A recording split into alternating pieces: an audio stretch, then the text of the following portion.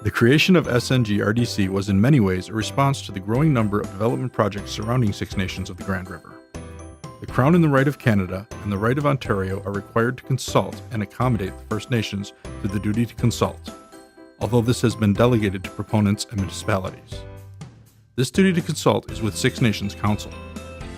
The duty to consult with Six Nations is handled by the Consultation and Accommodation Process Team. Project information is shared with the community using the online engagement tool, www.snfuture.ca.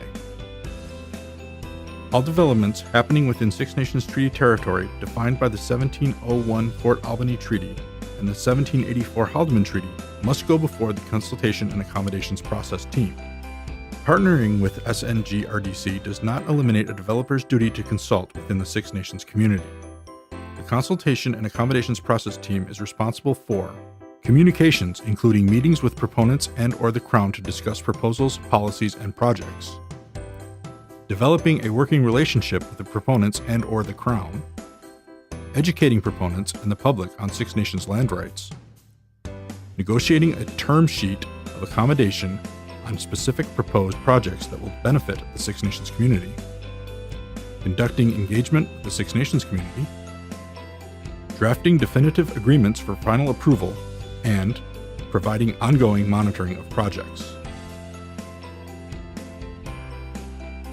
The duty to consult and accommodate with Indigenous peoples arises when the Crown considers a developer's actions or decisions will affect an Aboriginal person or a nation's rights. This duty arises most often in the context of land development or use of natural resources. The duty flows from the Crown's fiduciary duty to Aboriginal peoples. The obligation, which provides consultation and a decision-making process that is comparable with the honor of the Crown, is embedded within Section 35 of the Constitution Act of 1982 and within numerous Aboriginal agreements and treaties. The general purpose of the duty to consult and accommodate is to advance the objective of the reconciliations of pre-existing Indigenous societies with the assertion of Crown sovereignty. It is difficult to separate the duty to consult and accommodate because consultation is meaningless if accommodation is not included. An example of an accommodation may include, but is not limited by, financial compensation, environmental enhancement, program funding, and employment opportunities.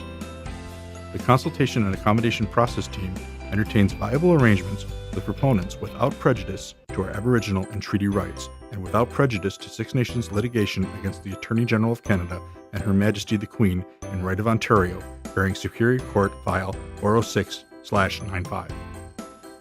For more information, visit www.sndevcorp.ca.